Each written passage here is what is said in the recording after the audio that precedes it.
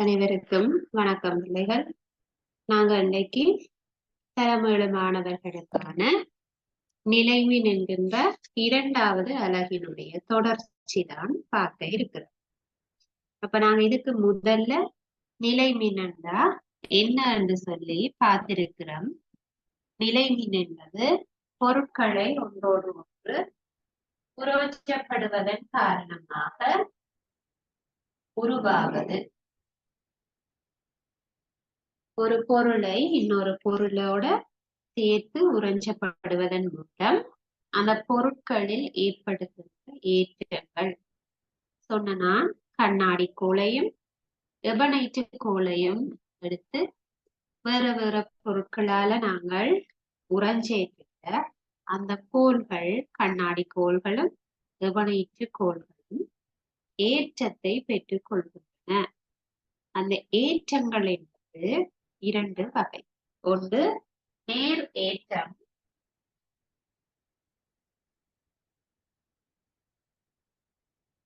அதை நாங்கள் பிளஸ் என்று சொல்லுவோம்.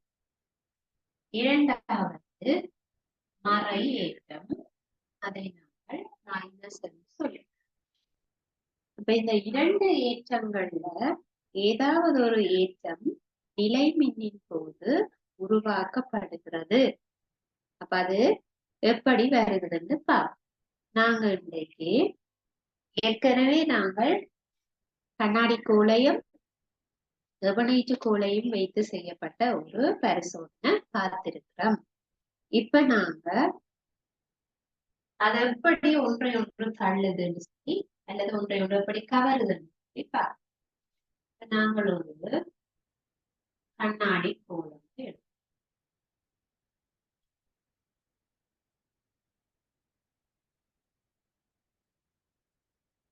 ஒரு கண்ணாடி கோல் பட்டால் உறைஞ்சப்படுகிறது.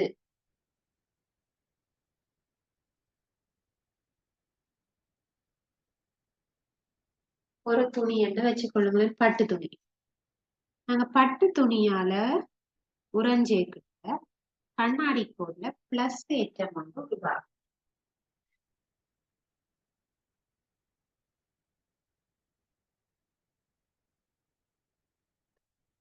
கண்ணாடி கோல்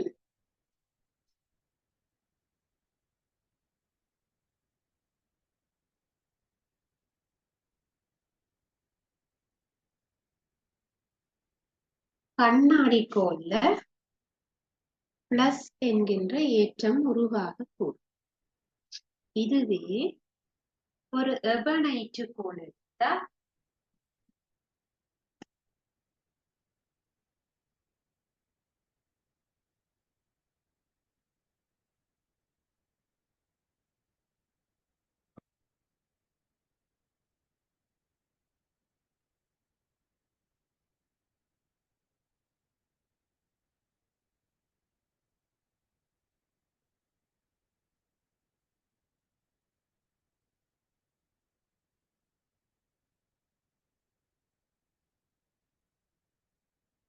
பட்டு துணி, இது கம்பளி. இப்ப நாங்கள் எபனைட்டு கோல கம்பளியால உறைஞ்சேக்குள்ள மறை ஏற்றம் ஒன்று உருவாகி இருக்கு.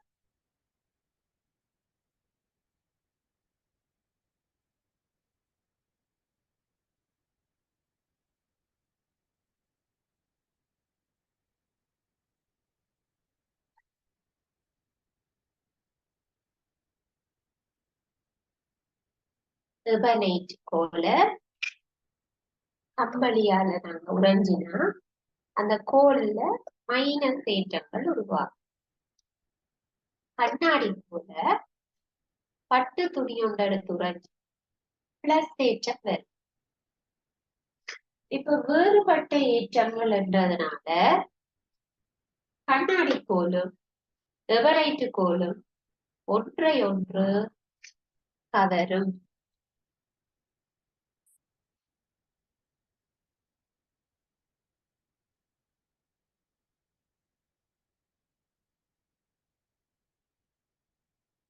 இந்த கோள்கள் ரெண்டுமே ஒன்றை ஒன்று கவரக்கூடியதாக இருக்கு. சரியா? அப்ப இதுதான் நிலை மின்னில் நடைபெறுகிற ரெண்டு ஏற்றம். ஒத்த பொருட்கள் ஒன்றையொன்று தள்ளும் என்று பார்த்தனாங்க. ஒவ்வாத பொருட்கள் தான் என்ன செய்யுது?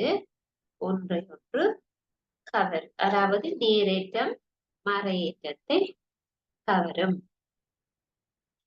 இந்த நிலை மின்னேற்றத்தை அறிவதற்காக பயன்படுத்தக்கூடிய உபகரணம் நிறைய இருக்கு.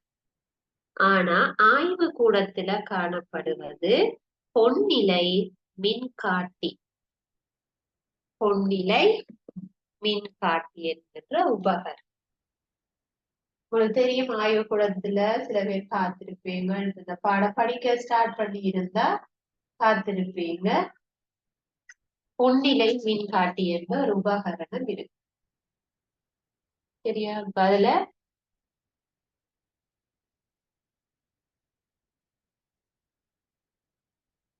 இதுல அளவு போடப்பட்டிருக்கும்.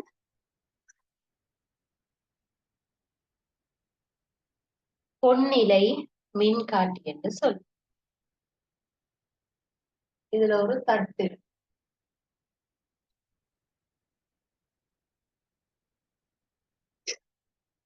சரியா? அப்ப இது உங்க புத்தகத்துல அதுல படம் இருக்கு. எல்லா ஆய்வு கூடத்துல இந்த பொன்னிலை மின்காட்டி இருக்குது. போய் நீங்க பாக்க.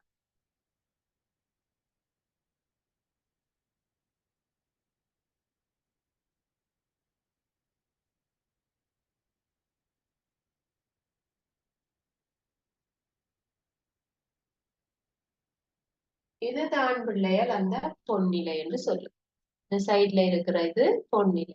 இப்ப நீங்க இந்த இதுல ஏற்றம் பெற்ற கோள்களை இதுக்கு பக்கத்துல கொண்டு வந்தா, அந்த தட்டுக்கு பக்கத்துல கொண்டு வந்தா இந்த இலை விரியும் அல்லது ஒன்று சேர்ந்து ஒன்று சேர்ந்தா அருகருகே நிற்கும். நீங்க வேற்றம் பெற்ற கோளை கொண்டு போனா இப்படி வில இப்படியாக அந்த ஏற்றம் பெற்ற கோள்களை அல்லது ஏதாவது ஒரு பொருளை அந்த தட்டுக்கு மேல கொண்டு வரும்போது அந்த இலை விரிவடை என்று சொல்லப்படுது. அதாவது நீங்க நிலை மின்னேற்றம் உருவாக்கப்பட்ட ஏதாவது பொருளை கிட்ட கொண்டு போனா அது விரியும். அதுல இருந்து உங்களுக்கு தெரியும் அந்த பொருள் நிலை மின்னேற்றம் அடைந்துள்ளது. சரியா? அப்ப உங்களுக்கு இப்ப நிலை மின்னேற்றம் எப்படி உருவாகுதுன்னு விளங்கி இருக்கு. இப்ப நாங்க பட்டாள உறிஞ்சேக்குள்ள கண்ணாடி பிளஸ் ஆகுதுன்னா ரெண்டு பொருளும் தானே உறிஞ்சப்படுகிறது. அப்போ ஒரு கோல்ல பிளஸ் ஏற்றம் வந்தா பட்டு துணியில என்ன ஏற்றம் வந்திருக்கும்? ஒரு பொருள் நேரேற்றம் பெறுகுது, அதாவது கண்ணாடியில பிளஸ் ஏற்றங்கள் வருகுது. அப்ப பட்டு துணியில என்ன ஏற்றம் வந்திருக்கு என்றால் அது மறை ஏற்றத்தை பெற்றிருக்கும். சரியா? பட்டு துணி மறை ஏற்றத்தை பெற்றிருக்கும்.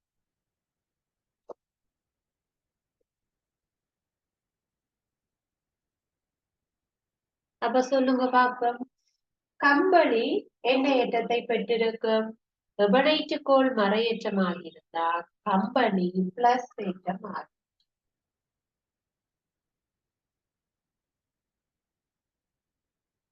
சரியா பிள்ளைகள்? அப்ப ரெண்டு பொருள்ல ஒன்றோட ஒன்று நாங்க உறைஞ்சேர்க்கல.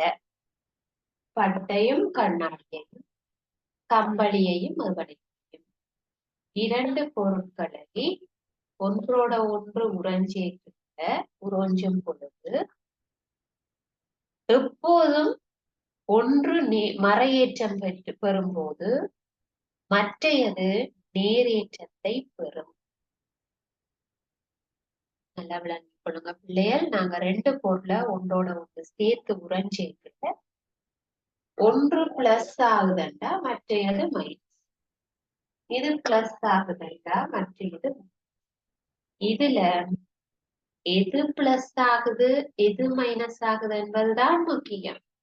உதாரணம் உங்களுக்கு கேள்வி வரை எக்ஸாமுக்கான வினா வரை பட்டு துணியால் உறைஞ்சப்பட்ட கண்ணாடி கோல் என்ன ஏற்றத்தை பெறும் என்று சொல்லுங்க.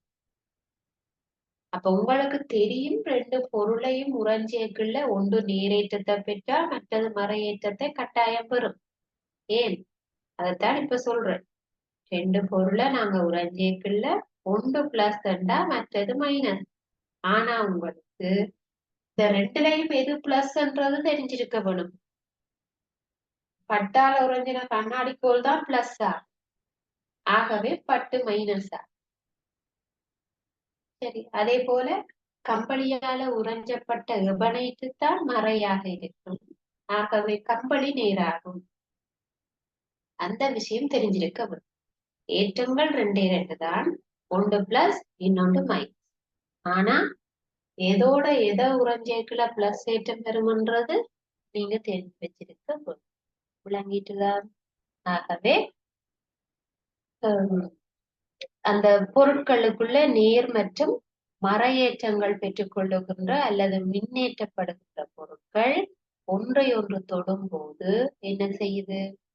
மறையேற்றம் ஒன்று சேரும். இப்ப நீங்க இது ரெண்டையும் கிட்ட கொண்டு வந்தா இந்த மறையேற்றம் இங்க போய் சேரும். சரியா? மறையேற்றம் சேர்வதால அல்லது அகற்றப்படுறதுனால அது நடுநிலையா கொஞ்ச நேரத்துல இது கவர்ந்துட்டு விட்டுரும். பிறகு ரெண்டையும் எடுத்துட்டு திரும்ப கொண்டு பக்கத்துல வச்சீங்கன்னா அது கவராது. ஒரு தடவை தான் கவர். இதையும் உறைஞ்சின உடனேதான் அது கவரும். பிறகு வெளியில திருப்பி எடுத்து போட்டு திருப்ப கொண்டே முட்டினாலும் அதை என்ன செய்யாது, கவராது.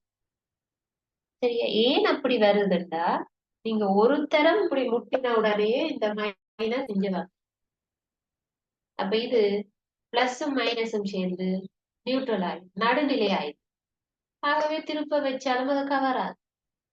ஏன்? இப்ப அங்க ஏற்றம் இல்ல, பிளஸ் மைனஸும் சேர்ந்து அது நடுநிலை ஆயிடுச்சு. ஆகவே திரும்ப கவராது சொல்லப்படும். ஒரு தடவை தான் கவரும் என்பது சொல்லப்படுகிறது. சரியா? இது போன முறை எங்களுக்கு முதலாம் தவணை பரீட்சைக்காக வந்த ஒரு செயற்பாடு. என்னது?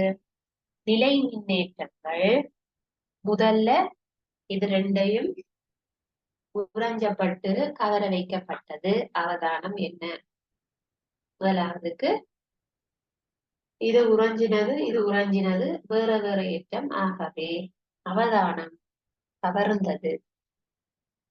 ஏற்றம் பெற்ற கோள்கள் ஒன்றையொன்று கவர்ந்தது. அதான் முதலாவது அவதானம்.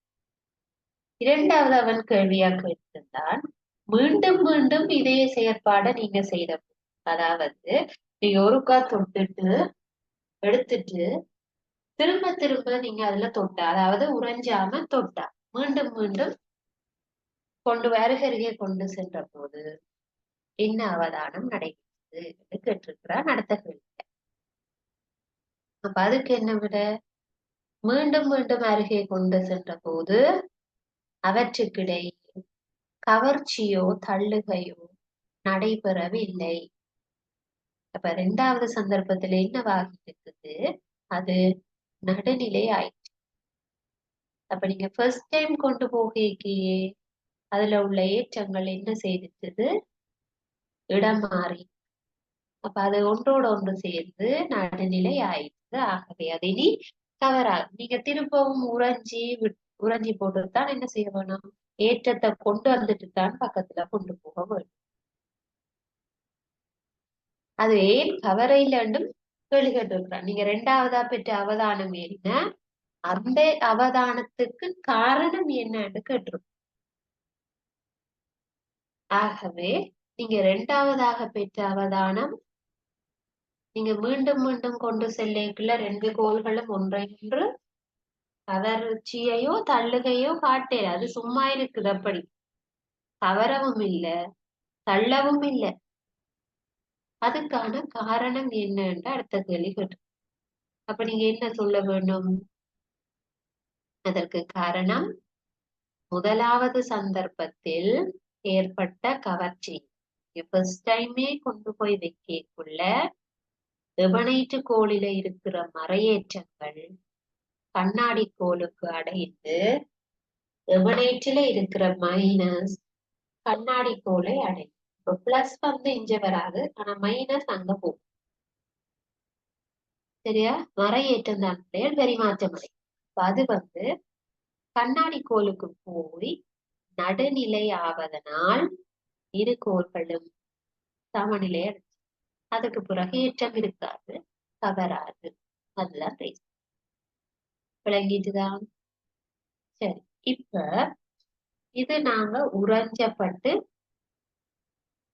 ரெண்டு பொருளை நாங்க வேணுமென்று உறைஞ்சி ஒரு குறிப்பிட்ட அளவு நேரத்துல மின்ன உருவாக்குறோம். சரியா? இது அன்றாட வாழ்க்கையில எப்படி நடக்குது? அன்றாட வாழ்க்கையில இந்த நிலை மின்னு எங்க நீங்க காண அப்படியான சந்தர்ப்பங்களை பார்க்கணும். அதாவது ஒரு பொருள் இன்னொரு பொருளோட உறைஞ்சிறதனூடாக கரண்ட் ஒன்று உருவாகுதான்றத அன்றாட வாழ்க்கையில நீங்க எங்கெங்க பார்க்குறீங்க பாருங்க. முதலாவது விஷயம் மின்னல் உருவாகிறது.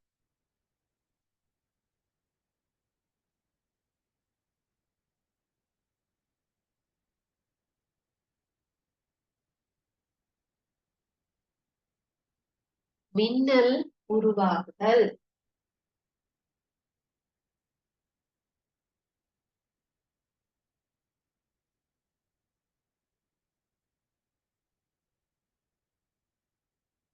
மின்னல் வந்து நீங்க அன்றாட வாழ்க்கையில ஒரு தடவையாச்சும் பார்த்திருக்கீங்க. ஏன்னா மழையுடன் கூடியதாக இருக்கிற நாட்கள் அல்லது மழை இல்லாத நிலையில மேகங்கள் சேர்ந்திருக்கக்குள்ள மின்னலை நீங்க பார்த்து. சரி, அப்ப மின்னல் காரணமாக சில சமயம் உங்களுடைய உடைமைகளுக்கோ அல்லது உயிர்களுக்கோ சேதம் ஏற்பட்டிருக்க கூடும். இப்ப மின்னல் தாக்கி ஒருவர் பலி அல்லது மரத்துல மின்னல் விழுந்து அந்த மரம் விழுந்திருக்கும். அப்ப உங்களுக்கு இந்த மின்னல் தொடர்பாக ஏதோ ஒரு தகவல் தெரிஞ்சிருக்கு. இப்ப மின்னல் விழுந்தா ஏன் ஆட்கள் சாக வேணும், அல்லது மின்னல் விழுந்தா ஏன் மரம் எரிய வேணும்? அப்ப அதுல என்ன இருக்கு மின்னல்ல? அதை யோசிச்சு பாரு. அப்ப முகில்களில் ஏற்படுகின்ற முகில்களுக்கிடையே ஏற்படுகின்ற நிலை மின்னேற்றம் காரணமாகத்தான் இந்த மின்னல் தோன்றுகிறது. மின்னல் எப்படி தோன்றுறது? இரண்டு முகில்கள் ஒன்றுடன் ஒன்று உரோஞ்சுவதனால். இப்ப மழை நாட்கள்ல நீங்க பாருங்க, நிறைய மேகங்கள், திரள் மேகங்கள் வரும்.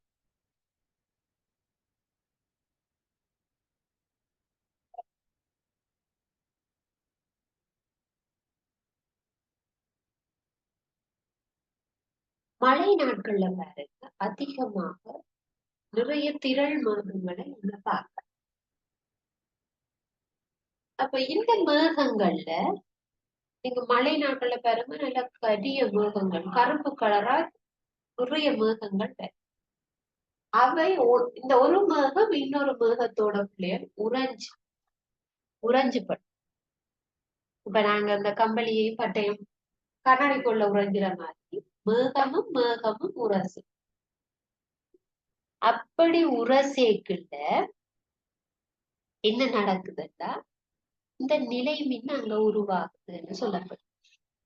அதாவது பிளஸ் மைனஸ், ஒரு முகில் பிளஸ் ஆக மற்ற முகில் மைனஸ் ஆகுது. விளங்குதா? அப்ப மின்னல் எப்படி வருதுன்னா இந்த முகில்கள் ஒன்றுடன் ஒன்று உரசுவதன் மூலம் நிலை மின் ஒன்று தோற்றுவிக்கப்படுகிறது. அந்த நிலை மின் என்ன செய்யுது? ஒரு மின் பொறியாக மாறி, ஒரு லைட்டாக மாறி முகில்களுக்கு மேல பாயுது அல்லது தரையை நோக்கி பாயுது, கீழ் நோக்கி வரும், அல்லது முகில்களுக்குள்ளேயும் மின்னும். மின்னல் வந்து முகில்களுக்குள்ளேயே அந்த ஏற்றம் பாயும், அல்லது அந்த ஏற்றம் தரையை நோக்கி பாயும். அதுதான் மின்னல். சரியா? அப்ப பாக்குறோம், மின்னல் என்றா என்னது? ஏற்றம் பெற்றிருக்கிற முகில்கள். ஏற்றம் என்றா பிளஸ் மைனஸ். ஏற்றம் பெற்றிருக்கிற முகில்கள் என்ன செய்யுது?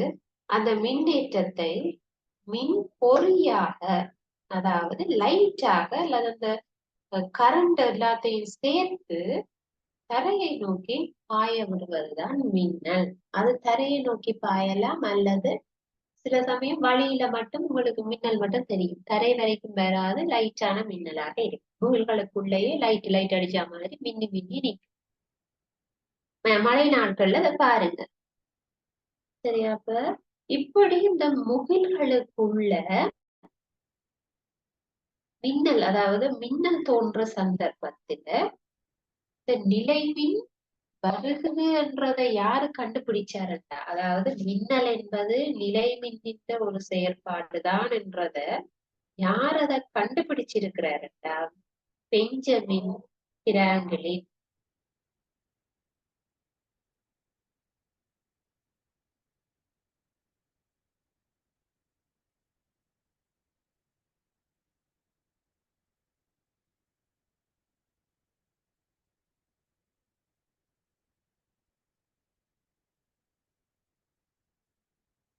பெஞ்சமின் பிராங்கிலின் என்கிற விஞ்ஞானி தான் என்ன செய்தார்? ஒரு மின்னல் உள்ள சந்தர்ப்பத்தில், அதாவது மழை நாள் உள்ள ஒரு பட்டம் ஒன்றை அனுப்புற, பட்டம் ஒன்றை விடுற, முகில்கள் வரைக்கும் அந்த பட்டம் விடுறாரு. சரியா? அப்ப அந்த முகில் வரைக்கும் போன அந்த பட்டத்துல நூலில ஒரு காவி ஒன்றை போட்டிருக்கு. அப்ப அதனால அவர் முகில்கள்ல இருக்கிற அந்த மின்னேற்றத்தை புவிக்கு கொண்டு வந்தார்னு சொல்லப்படும். ஆகவே அவர் தான் என்ன செய்யற, கண்டுபிடிச்சார், முகில்களுக்குள்ள இந்த நிலைமின் உருவாக்கப்படுகிறது சொல்லி கண்டது. அப்ப இது அன்றாட வாழ்க்கையில நீங்க பாக்குற ஒரு விஷயம். இது வரைக்கும் உங்களுக்கு தெரிஞ்சிருக்காது. நிலைமின் என்கிற ஒரு விஷயம் இருக்கிறதுனாலதான் மின்னல் உருவாகி இருக்குது என்றது உங்களுக்கு தெரியாம இருக்கு. அப்ப இப்ப உங்களுக்கு விளங்கி இருக்கும், மின்னல் எதனால உருவாகுது? நிலைமின் காரணமாக. அல்லது உங்களுக்கு கேள்வி வரும், அன்றாட வாழ்க்கையில் நிலைமின் காணப்படும் சந்தர்ப்பம் அல்லது நிலைமின் பயன்படுத்தப்படும் நிகழ்வுகள் என்ன? அதுல ஒன்று என்னது? மின்னல் தோன்றுதல். மின்னல் தோன்றுவதற்குரிய அடிப்படை காரணம் துகில்களினுள் நிலைமின் தோன்றுதல். மின்னல் ஏற்பட காரணம் துகில்களுக்குள் நிலைமின், அதாவது ஏற்றம் உருவாவதுதான் காரணம். சரி, இந்த முகில்கள்ல ஏற்றம் இருக்கின்றத கண்டுபிடிச்சது பெஞ்சமின் பிராங்கிலின். இரண்டாவது சந்தர்ப்பம், நீங்க அயன் பண்ணிக்குள்ள டிக் டிக் சில விட சத்தம் வரும். உடைகளை அழுத்தும் பொழுது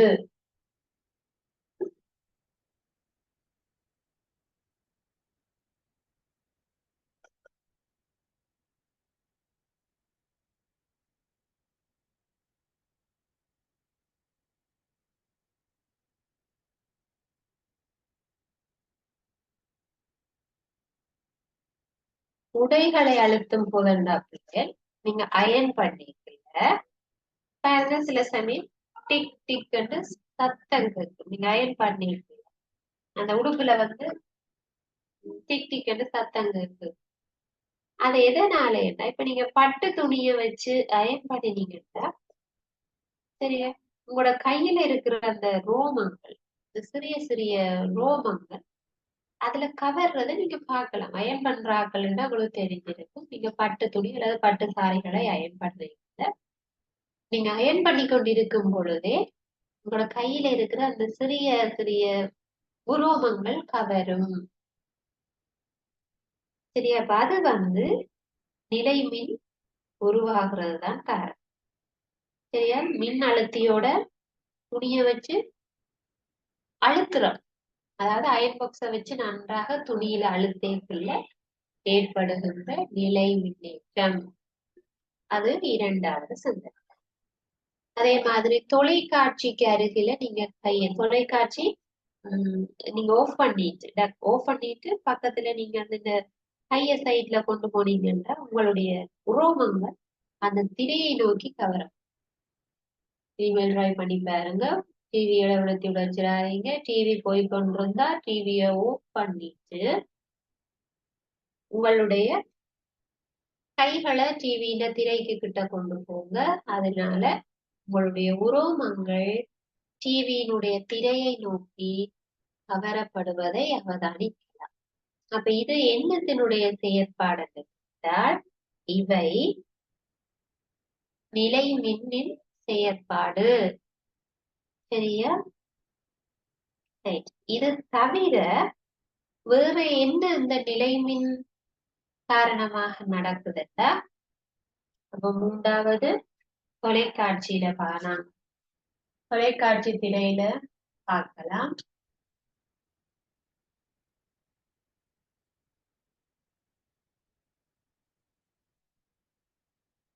தொலைக்காட்சி திரையில கவர்றத பார்க்கலாம். அன்றாட வாழ்க்கையில என்று சொல்லி கேட்டா மின்னல் நாங்க ட்ரெஸ் எல்லாம் அயன் பண்ணிக்கல. அடுத்தது தொலைக்காட்சியை நாங்க நிறுத்திட்டு பார்க்கலாம். இதை தவிர நீங்க நாலாவது நிழல் பிரதி எடுப்பான். நிழல் பிரதி எடுப்பான்னு சொன்னா போட்டோ காப்பி மிஷின்ல பாத்தீங்கன்னா அங்கேயும் நிலைமின் எடுப்பாங்க. அதே மாதிரி வானொலியிலையும் இருக்கு.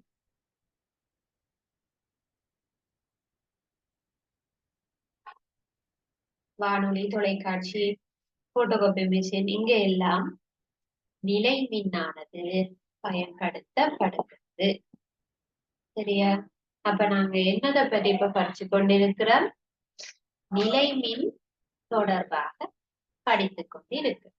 சரியா? அப்ப அதுல நாங்க நிலை மின் எப்படி உருவாகிறது, நிலை மின்ன பிளஸ் மைனஸ் ஏற்றங்கள் பற்றி படிச்சிருக்கிறோம். 2 விதமான ஏற்றங்கள். அந்த 2 விதமான ஏற்றங்களும் இந்த கோள்கள்ல எப்படி வருகுது, ஏற்றம் எப்படி வருகுது, உறைஞ்சிற பொருளாலதான் ஏற்றம் உருவாகுது. அந்த உறைஞ்சிற பொருள் என்ன ஏற்றத்தை பெறும், கோள் என்ன ஏற்றத்தை பெறும். இந்த நிலை மின்ன கண்டுபிடிக்கிறதுக்காக பயன்படுத்துற உபகரணம் பொன்னிலை மின்காட்டி. இந்த பொன்னிலை மின்காட்டியில இலை இருக்கும், அதுல ஒரு தட்டு இருக்கும். நீங்க ஏற்றம் பெற்ற போல இந்த தட்டுல வச்சா பொன்னிலை விரியும். அன்றாட வாழ்க்கையில நிலை மின் எங்கெங்க பயன்படுத்தப்படுது? மின்னல் உண்டாகிற சந்தர்ப்பத்தில 2 முகில்கள் ஒன்றோடு ஒன்று உரசுப்பட்டு மின்னல் புவியை நோக்கி கடத்தப்படும். அப்ப அது மின்னல் உண்டாகிற சந்தர்ப்பம். மின்னல் உண்டாக நிலை மின் வருதுன்னு கண்டுபிடிச்சது பெஞ்சமின் பிராங்கிலின். இது தவிர அன்றாட வாழ்க்கையில என்னென்ன சந்தர்ப்பங்கள்ல நிலை மின் உருவாகும்? அயல் பண்ணைக்குள்ள, தொலைக்காட்சியில, வானொலியில, போட்டோ காப்பி மிஷின்ல எல்லாம் இருக்கு பார்த்திருக்கிறோம். அப்ப அடுத்ததாக நாங்கள் இந்த நிலைமின் என்கின்ற பாடத்தை பார்க்க இருக்கிற விடயம் கொள்ளளவிகள். அப்ப நிலைமின் தொடர்பா உங்களுக்கு விளங்கி இருக்கும் என்று நினைக்கிறேன். நாங்க அடுத்ததாக கொள்ளளவிகள் தொடர்பாக பார்க்கிறோம்.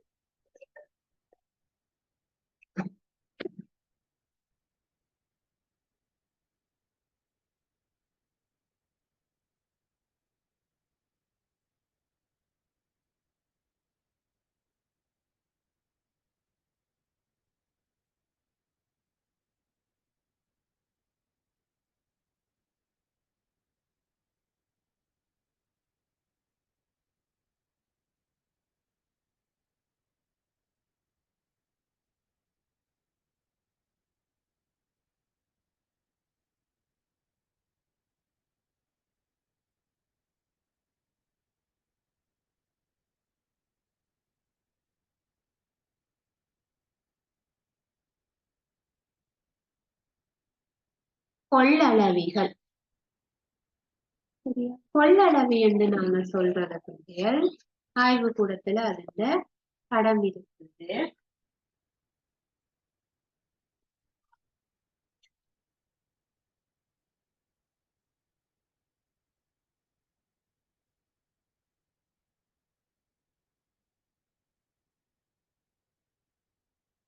இப்படியாக ஒரு சிறிய அமைப்பு தான் கொள்ளளவி.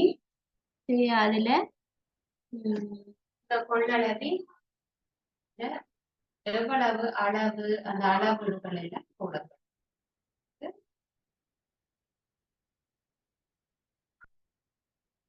கொள்ளளவு என்ன உங்களோட புத்தகத்திலையும் இருக்குது, நீங்க பார்த்து கொள்ளலாம். சரியா? இந்த கொள்ளளவு என்ன நிலை மின்னேற்றத்தை தற்காலிகமாக சேமித்து வைக்கும். கொள்ளளவு என்றால் நிலை மின்னி தற்காலிகம்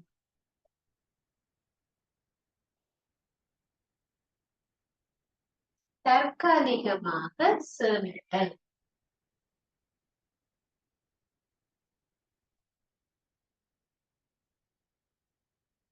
அதாவது கொஞ்ச நேரத்துக்கு சேமிச்சு வைக்கக்கூடியதுதான் இந்த கொள்ளளவிகள் சொல்லுவோம். சரியா? அப்ப இப்ப பாத்தீங்கன்னா இந்த கொள்ளளவில நாங்க அந்த வர்ற அந்த நிலை மின்னேற்றத்தை சேர்த்து வைக்கலாம். இப்ப பேட்டரி மாதிரி யோசிச்சு கொள்ளுங்களேன். பேட்டரியில என்ன செய்யணும், கரண்ட் கொஞ்சத்தை சேமிச்சு வச்சிருக்கோம். அதை நாங்க டோர்ச் லைட்டுக்கையோ அல்லது ரிமோட்டுக்கையோ அந்த பேட்டரியை போட்டா கொஞ்ச நாளைக்கு அது வேலை செய்யும். இதே போலதான் இந்த பேட்டரி மாதிரி தான் இந்த கொள்ளளவி. அதுல கொஞ்சம் மின்னேற்றத்தை சேர்த்து வச்சிருக்கலாம். எந்த மின்னேற்றத்தை? நிலை மின்னேற்றத்தை சேர்த்து வைக்கலாம். சரியா? அந்த கொள்ளளவியில இருக்கிற மின்ன நாங்க பயன்படுத்தினா கொள்ளளவியை மின் இறக்கம் செய்கிறோம். கொள்ளளவியில இருக்கிற ஏற்றத்தை இன்னொரு பொருளுக்கு போட்டு அதை நாங்க பயன்படுத்திக்கல இதுல உள்ள அதாவது கொள்ளளவியில் உள்ள மின்னேற்றத்தை இறக்குறோம். மின் இறக்கம் செய்தல் என்று சொல்றோம். அதாவது பயன்படுத்தி. சரியா? இந்த இதுல வச்சிருக்கிற மின்னேற்றத்தை அளக்குற அலகு வந்து ஃபரட் என்று சொல்லப்படும். ஃபரட் எஃப்.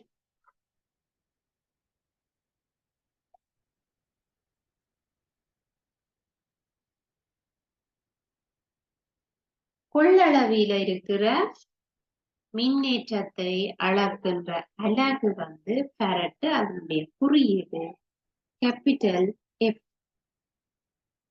அதனுடைய உப அலகு வந்து மைக்ரோ ஃபரட். மைக்ரோ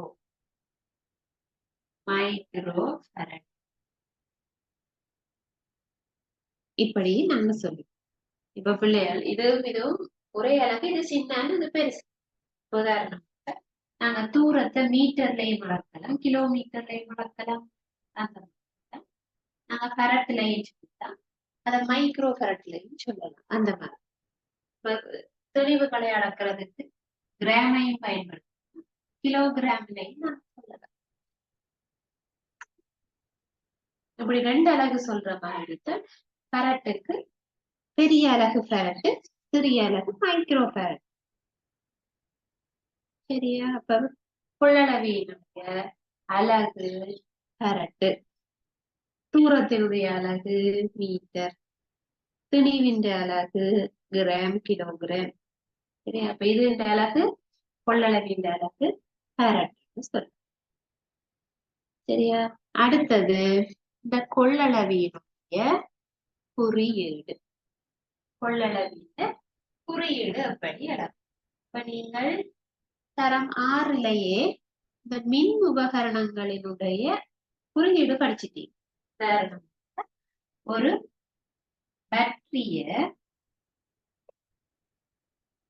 பேட்டரிய நீங்க குறிப்பிட வேண்டுமாக இருந்தால் ஒரு பெரிய கூறு,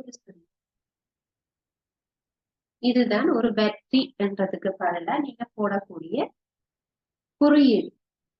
ஒரு மின்குமிழ்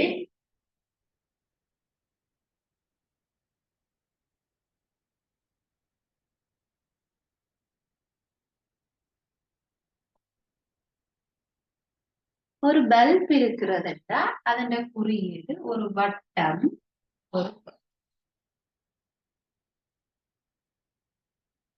அப்ப நாங்க சொல்றோம் இதுதான் உபகரணம், அதுக்கு குறியீடு. இதுதான் பேட்டரி, அதுக்கு குறியீடு.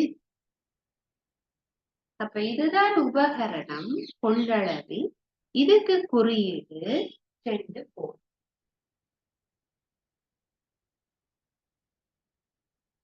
அவதானிக்க வேணும், ஒரே அளவில் 2 கோடு. பேட்டரிக்கு ஒரு பெரிய கோடு, ஒரு சிறிய கோடு. விளங்குதா?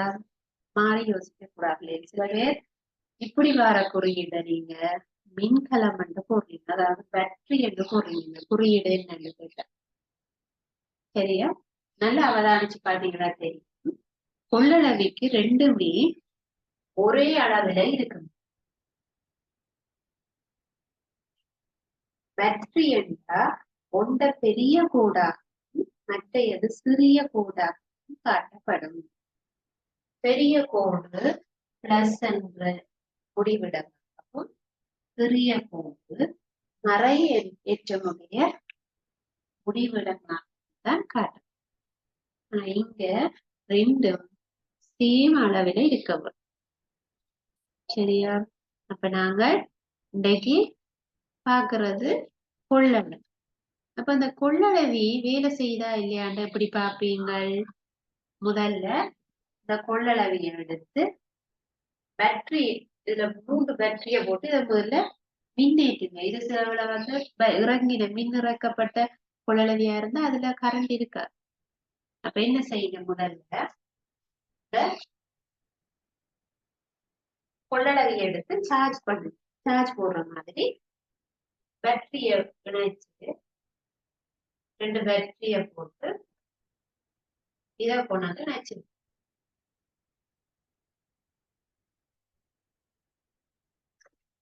சரி, பேட்டரிய கொண்டு வந்து இணைச்சு விடுங்க. இப்ப கொஞ்ச நேரத்திலேயே இந்த பேட்டரியில இருக்கிற கரண்ட் எல்லாம் இந்த கொள்ளளவிக்கு போகும். பிறகு என்ன செய்வான், இதை கலட்டி எடுக்கும். இந்த கொள்ளளவிய தனியா கலட்டி எடுக்கும். இப்ப இந்த பேட்டரியில இருந்து கரண்ட் இதுக்கு வந்துருக்கு. அந்த கொள்ளளவிய இதை எடுத்து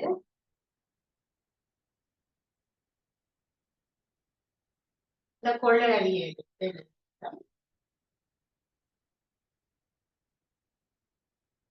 ஒரு எல்இடி பல்பை போட்டு பார்ப்போம். சின்ன எல்இடி பல்ப் தெரியும் தானே பிள்ளைகள்? கலர் கலராக இருக்கக்கூடிய எல்இடி பல்ப்.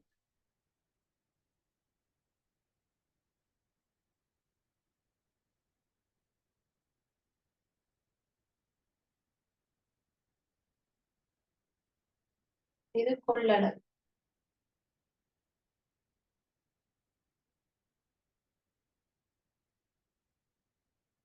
இந்த கொள்ளளவிய எல்இடியில போட்டு பாத்தீங்கன்னா இந்த லைட் எரியும். எல்இடி லைட் ஒளிரும்.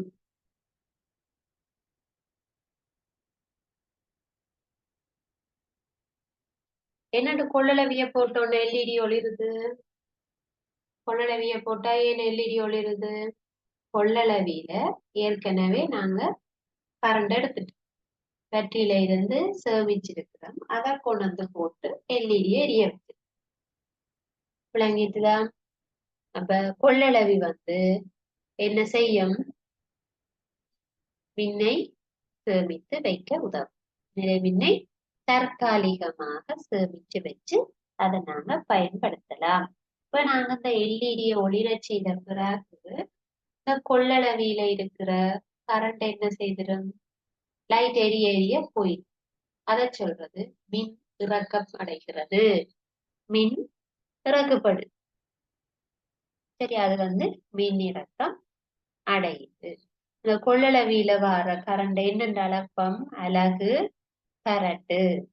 இப்ப நீங்க முதல் படிச்சிருப்பீங்க, வோல்டேஜ் அளப்பதற்கு, அதாவது இதுல இருக்கிற பேட்டரியில இருக்கிற கரண்ட நாங்க வோல்ட் அளவுல சொல்லுவோம், வோல்டேஜ் என்று சொல்லுவோம். வோல்ட் மாநில அளப்பம். ஒரு பேட்டரிக்கு 1.5 வோல்ட் இருக்கு. சரி, அப்படி சொல்லுவோம். அம்பியர் மானில அம்பியர்ல அளப்போம். சரி, அதே மாதிரி கொள்ளளவில கரட்டுல அளப்போம். சரியா? அப்ப இன்றைக்கு நாங்க நிலைமின் தொடர்பான விடயங்களை படிச்சிருக்கிறோம். இப்ப இதுல உங்களுக்கு ஏதாவது டவுட்ஸ் இருந்தா கேட்கலாம். இல்லாட்டி நாங்க அடுத்த வகுப்புல அதனுடைய தொடர்ச்சி நாங்க பார்ப்போம்.